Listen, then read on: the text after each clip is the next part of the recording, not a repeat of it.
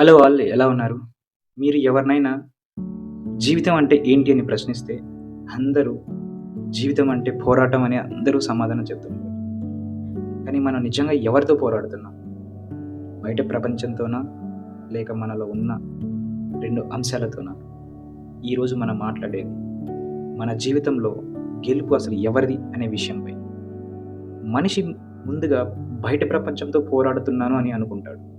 కానీ తనకు తెలియని విషయం ఏంటంటే తనలోనే ఉన్న 2 శక్తులతో పోరాడుతున్నాడు అని ఎప్పటికీ తెలుసుకోడు. అవి ఒకటి కోరిక, మరొకటి బాధ్యత. నాకు ఇది కావాలి అన్న ఆశ కోరికదైతే, ఇది సరైనదా అన్న ప్రశ్నతో వెంటనే బాధ్యత ప్రశ్నిస్తాం. ఈ 2 మాటల మధ్యే మన జీవిత దిశ దాగి ఉంటుంది.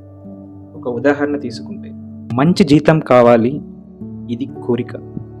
కుటుంబంతో సమయం గడపాలి, ఇది బాధ్యత. ఇందులో ఒకటి కాదని ఒకటి ఎంచుకున్నామంటే మనలోని ఒక అంశానికి బాధ కలుగుతుంది.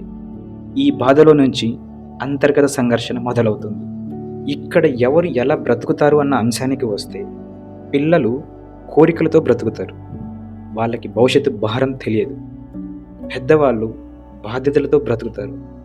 ఎందుకంటే వాళ్ళు కోరికలకి బాధ్యతలకి మధ్య ఒక నిశ్శబ్దమైన యుద్ధంతో సతమతం అవుతూ ఉంటారు. కానీ సమస్య ఎప్పుడు మొదలవుతుంది అంటే మన కోరికలు మన విలువలకు విరుద్ధంగా ఉన్నప్పుడు. ఈ రెండిటి మధ్య పోరాటంలో ఒక మూడవ శక్తి నిశ్శబ్దంగా పెరుగుతుంది. అదే అహం. అహం పెరిగినప్పుడు మనిషిని మనిషిగా చూడడం ఆపేస్తాం. మన అభిప్రాయమే సత్యమని అనుకుంటాం. మనకు నచ్చినట్టే బ్రతకడం స్వేచ్ఛ అని అనుకుంటాం. అయితే నిజమైన గెలుపు ఏమిటి?